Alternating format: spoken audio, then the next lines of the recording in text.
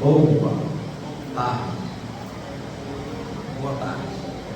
Pessoal que depois for acompanhar pela internet, tem esses QR Codezinhos aí, ou basta colocar o nome, canal Transmutação Renato, lá no YouTube, tem o vídeo, os vídeos anteriores, inclusive.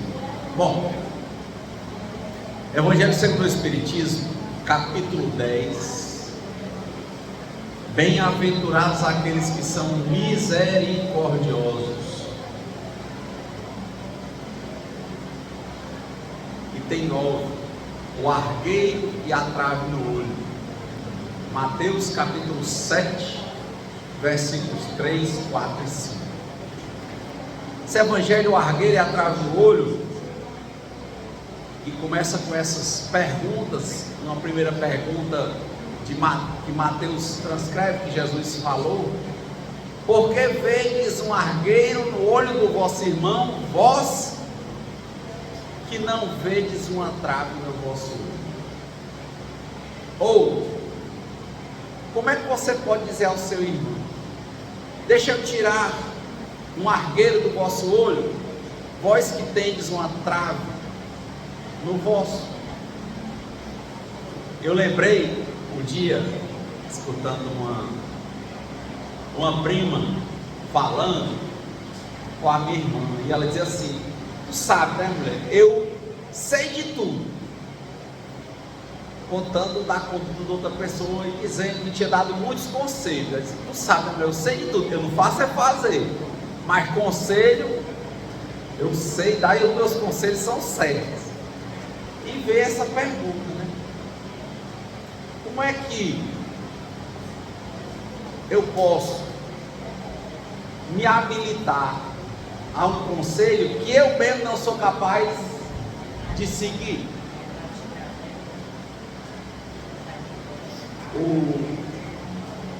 Toda a história e as histórias que contam de Mahatma Gandhi, que foi um político, advogado e religioso na Índia. Dizem que o Gandhi era extremamente radical com ele, com as posições que ele tomava, porque ele tomava para a vida dele. Então ele entendia que certas dietas eram adequadas, ele cumpria. Você vê o Gandhi, as imagens, ele era muito magro, muito daquilo pelo que ele entendia. E muita gente na Índia, a Índia é o país hoje mais populoso do mundo, é maior que a China em termos de pessoas, e ele conseguiu uma representatividade na Índia tão grande, que grande parte das pessoas na Índia chamavam o Gandhi de pai. O nome dele é Mohandas, e chamavam Mahatma, quer dizer grande algo, e muitos chamavam ele de pai, Bapu. E um dia, ele sentado, ele tinha uns dias, isso é interessante, ele tinha uns dias de silêncio, ele tinha um dia que ele não falava, era um dia dele, com ele e com Deus, ele não falava. Um dia chegar quem chegasse. Olha que a Indira Gandhi, que não era filha dele, era filha de Nero, que em homenagem ao Gandhi botou o nome da filha. Quando ela virou tipo presidente, ela foi visitar o Gandhi. Um dia ela chegou lá, era dia de silêncio. A presidente do país chegou para falar com ele. Hoje é o dia do Gandhi não falar. Ele não falou. E quando você lê o livro do Paramahansa Yogananda, que foi o indiano responsável pela grande divulgação do yoga no Ocidente, que se estabeleceu nos Estados Unidos, quando ele já estava estabelecido, ele volta à Índia para visitar o Guruji dele e visitar a Índia, visitar os conhecidos, e vai visitar o Gandhi. Uma viagem difícil, uma viagem longa, de carro, horas e horas para chegar, para encontrar o Gandhi. Chegou lá no Gandhi, era o dia que o Gandhi não falava. Ele não falava. Não falava. E pronto. Aquele dia ali era o dia dele, a disciplina do Gandhi era muito grande.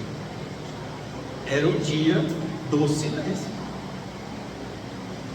O Osho é uma coisa interessante, né? O Osho só pegou esse nome depois que ele saiu dos Estados Unidos. Ele sai da Índia, vai para os Estados Unidos, depois ele volta. O nome dele era Bhagawan Rajneesh. Teve uma época que o Osho se disciplinou, passou 3 anos sem falar. 3 anos, ficava 3 anos. Foi quando a coisa desandou, até porque ele deixou lá na mão dos outros, e ele não falava. Não falava. Então manda uma carta, escreve. Não, ele não se comunica. Ele entrava numa espécie de meditação profunda em silêncio. Aquele dia era o dia do silêncio. O pessoal fala mal da vida dos outros, que acha bom, né? Passar um dia todo sem falar. Não falar. Eu quero dizer de um caso que contam que dessa quantidade de gente que visitava o Gandhi,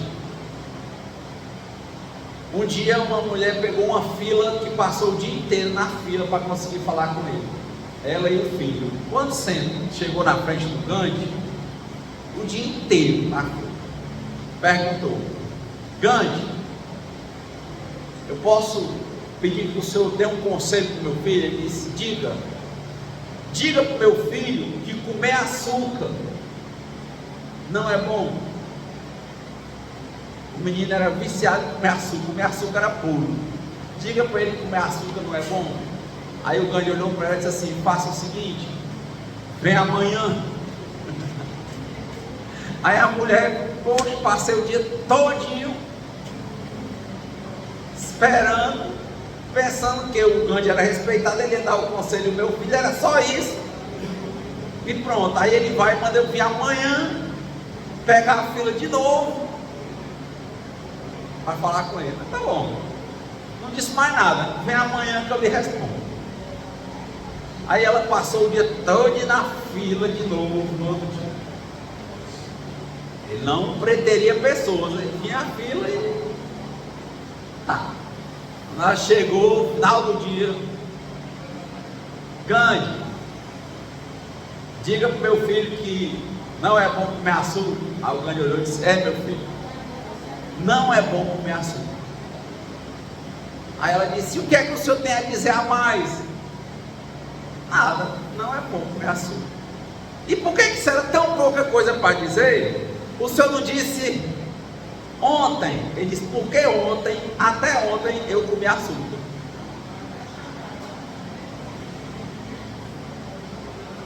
Então, depois que a senhora falou, eu cortei o assunto. Aí hoje eu estou vendo a diferença.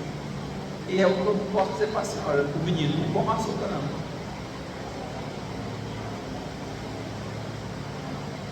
O que a gente sabe se essa história é verdade ou não, eu não tenho como provar. Agora, o que a gente sabe sobre a biografia do Gandhi é que, se com certeza naquele dia ele entendeu que não era para comer açúcar, eu não duvido que ele foi até o dia de morrer sem comer açúcar, porque ele era desse jeito.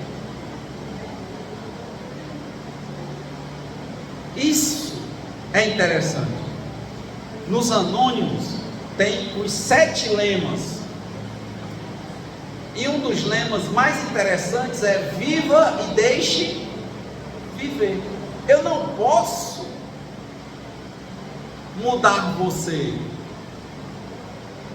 eu só posso mudar a mim mesmo. É impossível mudar você. Quando eu estava na ativa alcoólica, tudo que você dissesse para mim de não beber, Eu ficava calado, eu ria, eu brincava. Eu achava que era a minha alcooterapia. Só por hoje, 8 anos, sem ingerir bebida alcoólica, tudo que você me disser sobre algo, eu vou ter uma recepção diferente.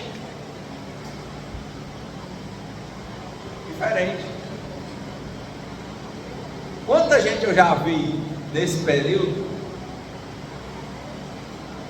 chamando para beber, e eu não digo que eu não bebo, eu digo, rapaz, eu estou tomando um remédio, você bebe, mas hoje eu não estou bebendo. E engraçado, eu já vi pessoas chegarem assim, olha, é o seguinte, eu não bebo nada na minha vida, mas o que Jesus bebia era vinho, então vinho eu bebo.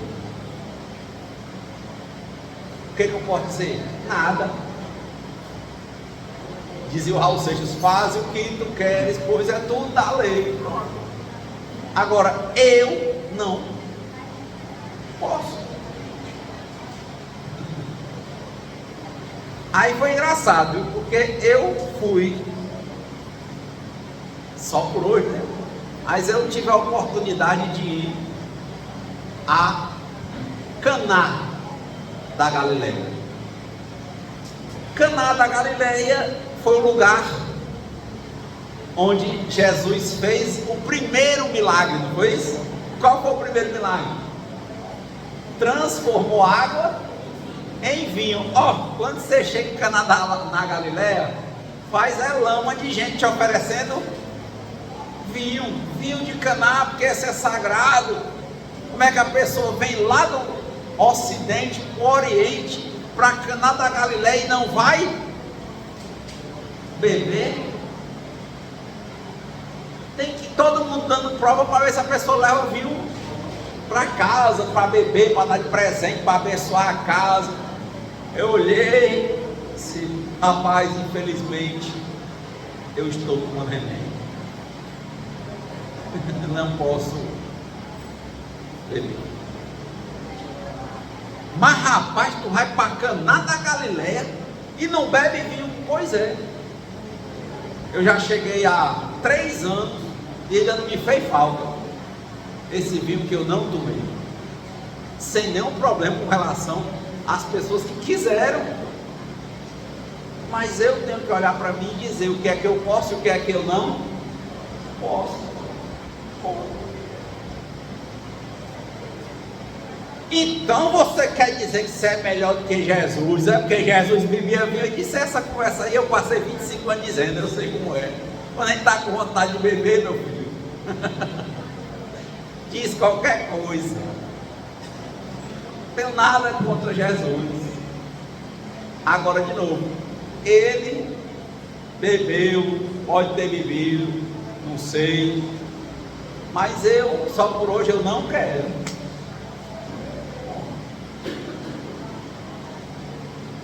Melhor até dizer assim, eu nem posso.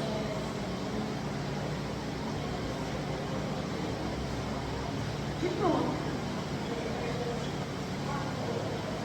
Agora, se você me perguntar os benefícios e os malefícios de beber e de não beber, eu posso dizer, porque eu conheci.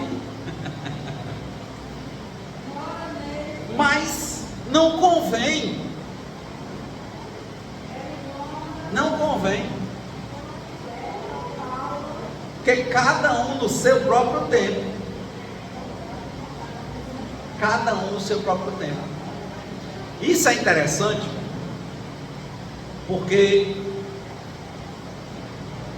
houve uma época em que Paramahansa Yogananda era vivo, e tinha um ashram muito conhecido nos Estados Unidos, e naquele tempo era a época dos hippies, a época dos Hare Krishna, então a época dos políticos era tudo extremado, nos anos 60, 70, não é isso? O cara aqui era totalmente político, o outro era totalmente sexo, drogas e rock and roll, o outro era totalmente Hare Krishna, e a galera começou a andar lá no Yogananda. Aí um cara chegou para ele e disse assim, mestre, Guruji, eu não posso ser falso com o senhor, Eu adoro andar aqui. Eu adoro. Aqui no Ashra ninguém bebe, ninguém fuma, ninguém usa. É a questão espiritual, é meditação, é yoga. Mas quando eu saio daqui, mestre, eu faço tudo que a minha geração, sexo, drogas e rock and roll faz. E eu também acho bom. Então é engraçado, mestre. Quando eu estou aqui totalmente espiritualizado, eu não desejo nada, amo ficar aqui dentro. E quando eu saio daqui, eu adoro fazer tudo que o mundo tem ao meu dispor.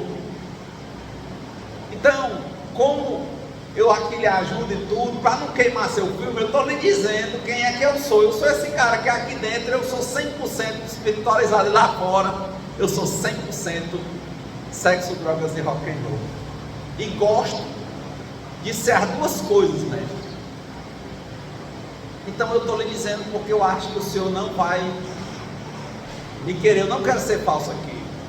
Eu quero dizer que eu sou esse, o famoso doidão lá fora e o santão aqui dentro. Mas eu não quero ser, fosse um católico, né, dizer, eu não quero ser um sepulcro caiado. Eu quero dizer logo para o senhor que eu sou assim. Ele ficou esperando a resposta de Yogananda. E Yogananda olhou para ele, ele pensou que Yogananda ia recriminar, ia afastar ele dos trabalhos lá no Ashram. E ele disse: você ama estar aqui dentro, fazendo as coisas daqui? Ele disse: ama. E você ama estar lá fora, fazendo as coisas de lá? Ele disse: ama. Então, mestre, você acha que eu não devo ficar aqui? Ele disse: você não ama? Fique. Então o senhor acha que eu devo sair de lá? Você não ama? Fique. Então, mestre, o que é que o senhor me dá de conselho? Ele disse: eu só posso lhe dizer uma coisa. Essas duas coisas não se misturam. Se você realmente ama estar aqui e ama estar lá, com o tempo você vai ver que um lado ou outro vai lhe puxar. Naturalmente, há uma grande probabilidade de, se você ama tanto sexo, drogas e rock and roll desregradamente lá fora, cuidado, porque se você anda aqui e diz que ama, há uma grande probabilidade de você deixar de fazer o que você faz lá. Então, é uma pergunta que você tem que fazer a você, porque é natural que com o tempo você deixa. Então, ele não estava num conselho de se preservar, de preservar o Ashra. Ele disse foi para o cara: mas se você está dizendo com tanta certeza que ama os dois, eu só estou dizendo que você não precisa nem escolher. Uma hora você não faz mais o outro. É impressionante. A gente muda. Tem coisas que vão nos atraindo, nos puxando. Quando a gente vê, deixa. Ele não estava preocupado em perder um adepto. Ele tinha plena compreensão de que o cara vinha para lá e quem ia perder era o mundo. Ó. Engraçado. E é interessante porque isso está num documentário que é o próprio cara que conta. Ele diz: aí, ficou em que? Estou aqui até hoje. Porque deixa de fazer sentido. Deixa de fazer sentido. Às vezes, no lugar de cada pessoa, a gente vê situações. Eu lembro quando estava no auge dessa coisa de bebida alcoólica, que festa, não sei o quê. Quantas vezes o Cláudio que não via, não andava comigo nos cantos assim, ele nunca disse nada. Mas um dia, quando eu vi, eu já estava fazendo coisas diferentes. Nunca me deu um caramba, nunca me deu uma lição, nunca.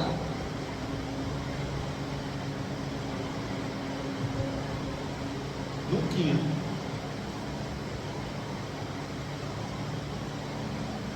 E é interessante como Deus age, não é o Evangelho? No capítulo 9, bem-aventurados aqueles que são misericordiosos. Mas o primeiro misericordioso quem é? Quem é o primeiro misericordioso? Deus. Deus tem misericórdia de nós. Ele muda. Ele opera nos nossos corações e nas nossas vidas. Ele opera. Muda. Falava isso. Meu filho, quando você vê o mal prosperando, é porque não amadureceu. Quando você vê um bem que não prospera, é porque não amadureceu. Mas tudo no tempo certo amadurece. Quem está fazendo o mal e prosperando, uma hora cai.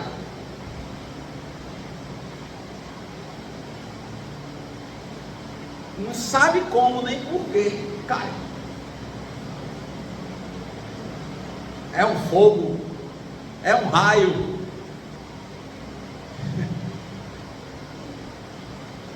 É a linhagem. Alguma coisa está errada. Quem está fazendo bem, parece só apanha, aí lá na frente começa a ter um alívio. É assim? Que amadurece. Então, a proposta do Evangelho é reforma íntima. Mas eu só posso reformar se eu entender que tem defeito. Por isso que aqui é o argueiro e a trave no olho. Eu só posso querer e começar uma reforma íntima em mim se eu encontrar defeitos em mim. Mas se eu falo com as pessoas como se eu não tivesse nenhum defeito, se eu aponto para os outros, não lembro que quando eu aponto com o dedo, fica quantos apontados para mim?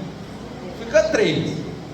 Eu conheço tão bem o defeito dos outros para falar, porque tem em mim, mas eu não quero ver em mim. Se eu não quero ver defeito em mim, como é que eu vou falar?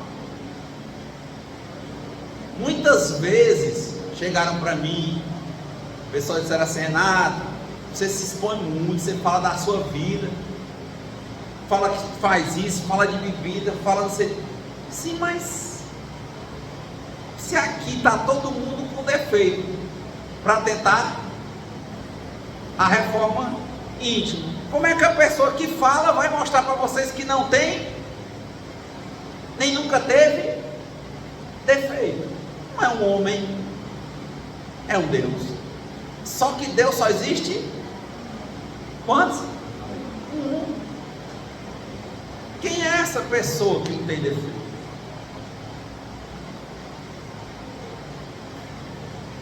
Mas é diferente enxergar o defeito e se vangloriar com o defeito, de enxergar o defeito e dizer: isso aqui é um defeito que eu quero consertar. Essa é a diferença. O cara que se apresentou para o Yogananda dizendo que amava o centro espiritual, o ashram, e amava sexo, drogas e rock and roll e toda loucura lá fora, ele identificou o defeito. A partir daí ele começou o processo de transformação. É o nome do canal, né? Transmutação é mudar por dentro, transformação é mudar por fora. Transmutação é mudar por dentro. É o famoso: as aparências enganam.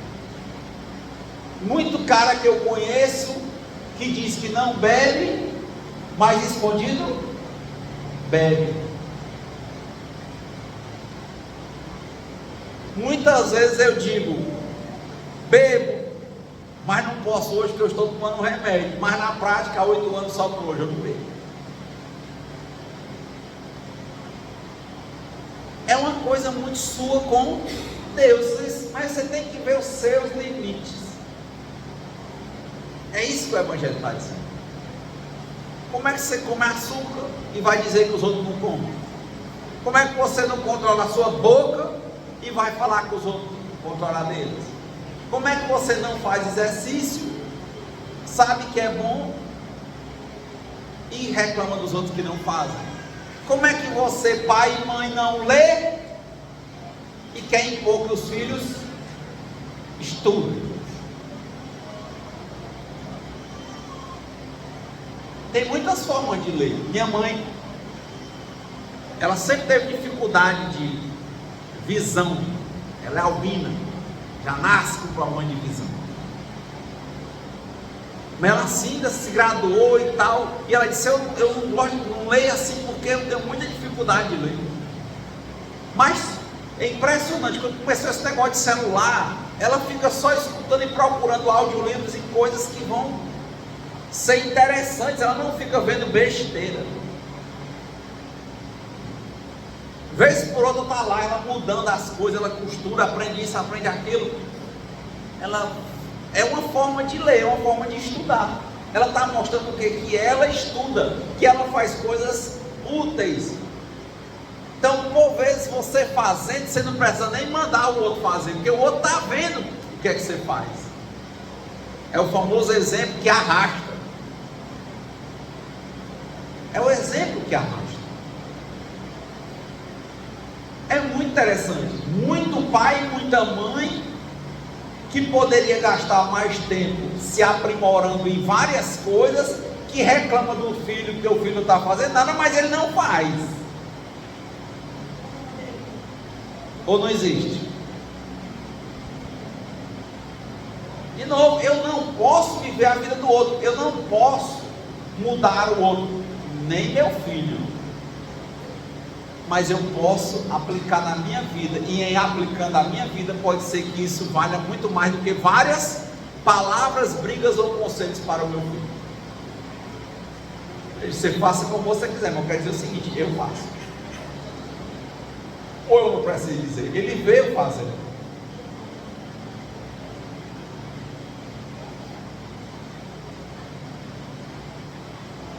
É aí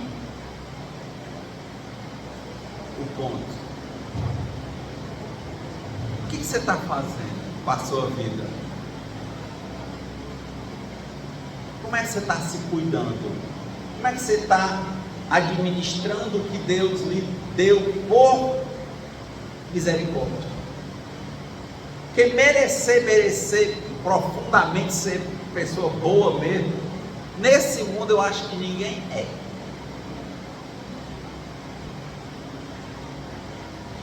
Todo mundo é imperfeito, e bom é aquele que enxerga as imperfeições para poder consertar. Equilíbrio é a palavra. Nem é comer demais, nem é comer de menos. E saber quando não pode comer uma coisa, simplesmente não comer. Selecionar o que vê, selecionar o que lê, selecionar o tipo de relacionamento com certas pessoas. Não é que você é melhor do que ninguém, não é, mas que tem certas pessoas, ambientes e situações que, a depender do seu nível, a sua sintonia não encaixa e vocês têm que sair, têm que se afastar. E a forma que você tem de dar caridade a esse tipo de ambiente, pessoa e situação é orar, mas entender a sua fragilidade e não poder estar ali sem pensar primeiro. É como a fruta, já viram fruta com fungo estragado? Você encostar uma na outra, o que acontece? A outra se estraga também. Então você não é melhor do que essa fruta. Para que você está encostado em coisas que estão estragadas, que estão te estragando? Se afaste.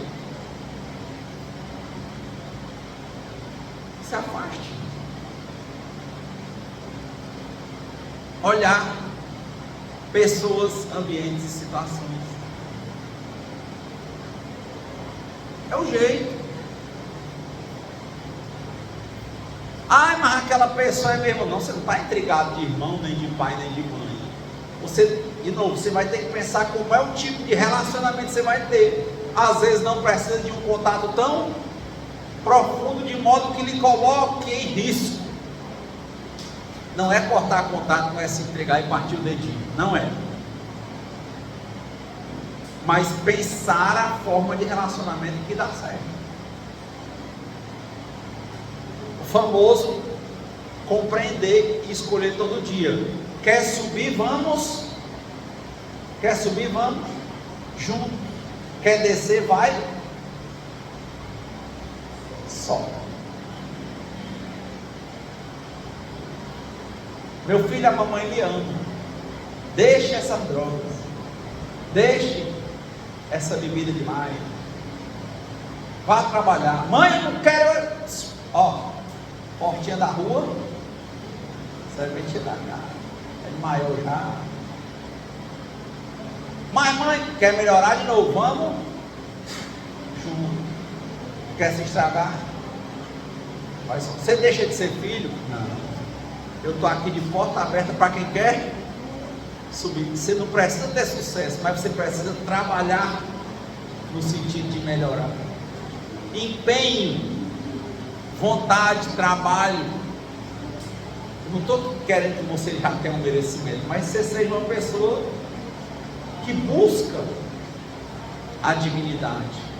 Mas é tão interessante quando a mãe e o pai estão também buscando, né?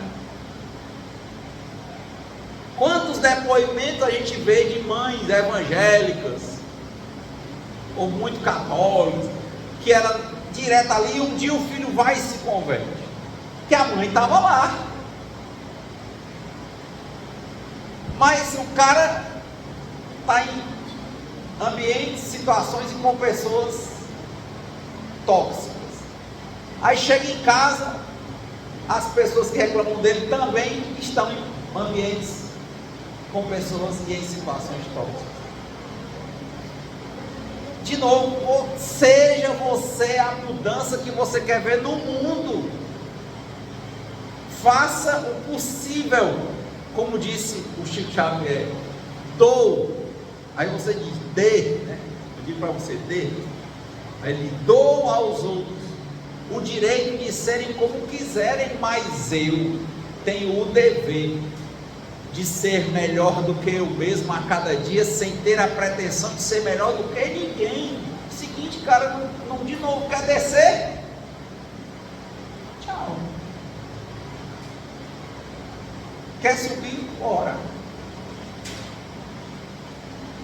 Um drogadicto, a mãe não vai exigir dele que ele deixe as drogas. É uma exigência difícil, quase impossível. Mas ela pode exigir que ele entre em tratamento, que ele entre em recuperação, que ele queira ir para as reuniões, por exemplo, de Narcóticos Anônimos. Mas o resultado é com Deus. Mas você está com a pessoa que nem quer. Está entendendo? Não é tendo a diferença? É, filho, eu entendo que alcoolismo e drogadição é doença. É doença. Não tem cura. Eu entendo que não tem cura, mas tem recuperação. Eu não vou dizer que você deixe de beber, mas hoje, deixe de beber por hoje. Vá para uma reunião, procure apoio, procure amparo. Quero não, eu quero ficar do jeito que eu estou. Então, rua. Não dá para exigir a cura. Isso é com Deus. Não dá para exigir que o cara deixe. Vai ser no tempo de Deus. Mas você pode exigir que a pessoa que esteja com você, que esteja buscando, esteja em tratamento, esteja em recuperação, de forma sincera. Não pode não? E a pessoa não faz essa diferença. Acha que tem que aguentar tudo, que ele vai morrer e tem que morrer todo mundo junto. Não. Que exemplo essa mãe dá para os outros filhos?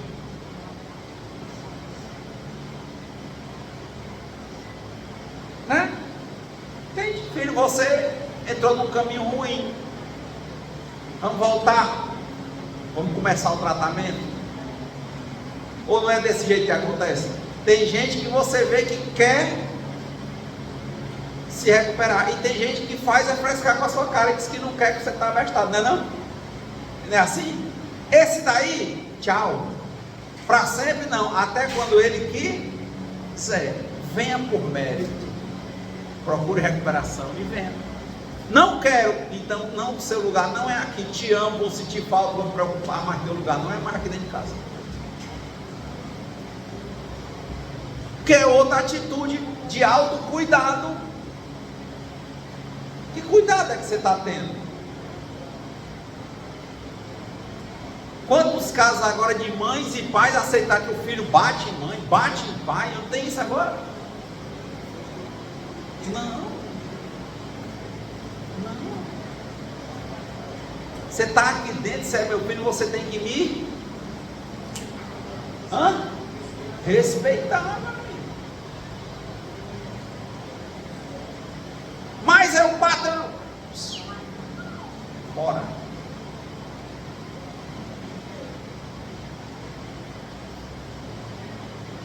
Vê só levantar a voz. Bora. Você viu que está levantando, você sai, da outra vez não entra. Ah, sabe, vai botar boneco, né? Deixa falando, sai para eu olho no mercantil. Aí quando a pessoa sair da casa, você fecha a porta aqui, você não entra mais não. Mas por quê? Conversa com o telefone, mas aqui você não entra. Ele não quer. Vamos conquistar de novo. Entre em recuperação. Se você não tem controle emocional, procura um psicólogo, um psiquiatra, tratamento. Vá para o Neuróticos Anônimos, problema com emoções, toda terça-feira ali por trás da igreja São Gerardo. Lá, partilhe, procure sua recuperação. Mas aí, de novo, Renato, aí você não está vivendo a vida dele? A vida dele não? Acho que não, porque viver a vida dele é obrigar que ele seja como eu quero, eu não posso. Mas eu me obrigar a apanhar, a ser desrespeitado, a ser explorado, não. Qual é o meu autocuidado? Qual é o meu alto amor? Qual é o cuidado que eu estou tendo com o que Deus me confiou? E não deixa de ser filho, não deixa de ser marido, não deixa de ser irmão, mas de novo, tem que respeitar, tem que ser uma coisa que não seja tóxica, tem que buscar uma recuperação para essa doença emocional, de relacionamento, ou alcoólica, ou drogadicta. Não pode ser do jeito que o outro quer para me destruir, não pode. Porque do jeito que ele é um filho amado de Deus, que vive pela infinita misericórdia de Deus, eu também sou. Isso é duro, porque a vida tem que ter sempre o sim e o não. Emmanuel fala, o sim existe e o não existe. O sim não precisa ser um mel e o não precisa ser um fel, mas tem que ser dito.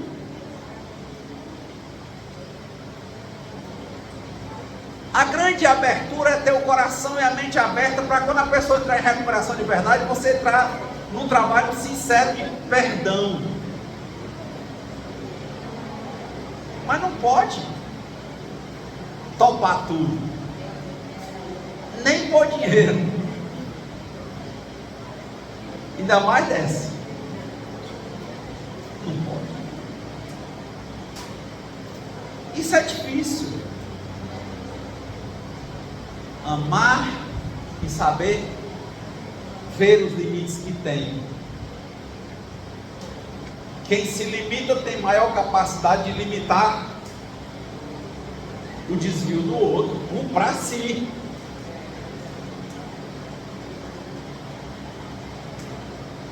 Para si. Eu estava jogando futebol numa areninha, aí o pessoal agora está entrando, furaram o alambrado, e vão entrando assim pelos cantos. Aí vem um menino com 4 pessoas. Aí vou por ali, ele só venha por aqui, que vem aqui é bem fácil de entrar. Não, vai por ali, eu vou. Vá por onde você quiser. quiser. Eu dei o primeiro toque, no segundo, vai para onde você quiser. Nada comigo. O cara um dia me perguntou: rapaz, eu fosse comprar o carro tal, eu compraria este, mas você compra o que você quiser. Eu entendo que esse aqui para mim não era bom por isso. Você compra o que você quiser. Muitas vezes eu estou conversando com meu filho que tem 10 anos, aí eu digo a ele só, ele começa a discutir, ele só, enquanto você estiver sob a minha guarda, como criança, adolescente, eu vou lhe explicar o que eu acho que é o correto, da melhor maneira possível, e tentar lhe convencer, mas vai chegar um momento que eu vou mandar. Se então o senhor é um ditador, você,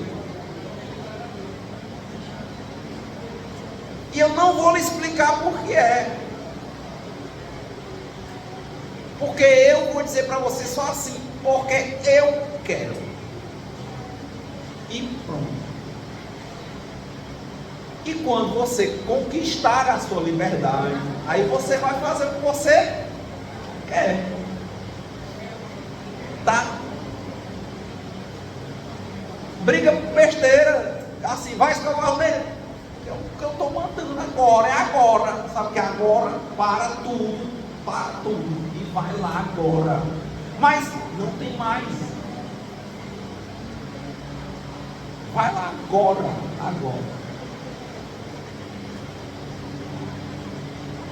Ah, como era legal que só fosse legal, mas a vida não é assim,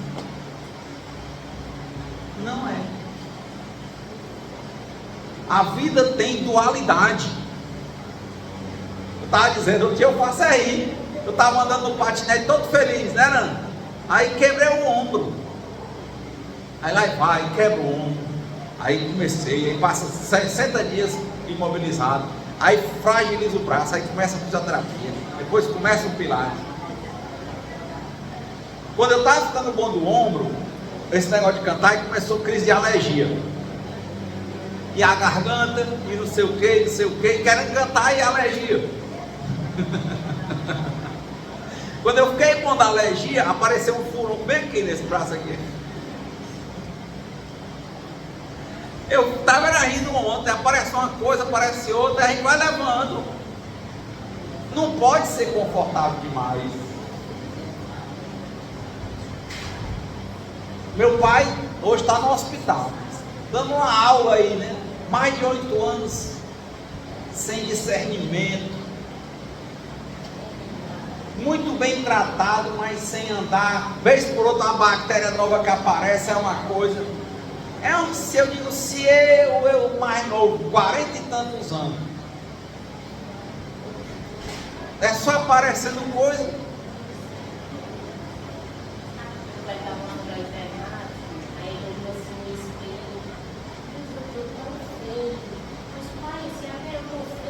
Não tem bom.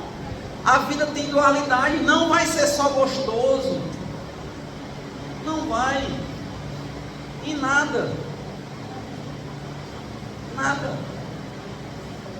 Aí meu filho diz assim, pai, eu queria morar num apartamento que tivesse isso, aquilo outro. Eu disse, que maravilha. O que ele quer dizer isso? Como se eu fosse querer me esforçar para comprar outro. Ele disse, mas eu gosto de onde eu moro, e estou muito feliz que você não está gostando. Por quê, pai? Ora, porque eu quero que você lute para comprar o seu. Isso aqui é meu. Rapaz, mas que resposta desagradável, né? Sim, eu vou dizer o que para o filho? Que ele viva sempre embaixo da minha asa, ou eu quero que ele voe? Eu quero é que você compre o seu. Eu quero é que você não goste do meu carro. Não goste, porque você tem que comprar o seu. Não foi a história eu assisti o documentário da Richthofen, né? Diz que era assim, o pai dela tinha um bom dinheiro, o pai dela viajando, diz que ela pensando com o namorado, né? Rapaz, se o pai e a mãe morressem, meu irmão é mais novo, eu vou ficar com tudo que é do pai, tudo é tão bom, ó. Aí pronto, matou o pai. Disse, não, eu não quero que você goste do que é meu, não. Você tem que gostar de coisas diferentes das minhas, para você poder crescer e construir, conquistar. Mas não é gostoso, a gente não tem vontade de que os filhos fiquem sempre embaixo da asa da gente, mas não é bom. Ô rapaz, era tão bom a gente só falar coisas agradáveis, mas nem sempre dá parceiro. Era tão bom que a gente andasse e não caísse, mas cai. Era tão bom que a gente não envelhecesse, não sentisse dor, não morresse, mas essa vida não existe. Eu nem penso isso, não existe. Era tão bom que aquela pessoa linda que a gente conheceu, começou a namorar, sempre fosse legal, não era? Mas passa o tempo e começa a ter problema com ela, e você também começa a dar problema. É assim. Então nosso papel é, com equilíbrio, administrar, e isso é a nossa parte. Por isso é viva e deixe viver. Amar-se para poder se permitir ser amado e para poder amar. Quem não se ama não é capaz de amar e não é capaz de sentir amor de ninguém. Por isso o mandamento: amar ao próximo como a si mesmo. Como é que você pode amar alguém se você não se ama? E como é que você se ama se você não se cuida? Que Deus nos conceda a serenidade necessária para aceitarmos as coisas que nós não podemos modificar, coragem para mudar aquelas que nós podemos, e sabedoria para reconhecermos a diferença, e que seja feita sempre a vontade de Deus e nunca, nunca, nunca a nossa, porque Deus é infinitamente bom, infinitamente justo, infinitamente sábio e o dono de toda a misericórdia e a abundância que existe no universo. Muita paz e boa semana.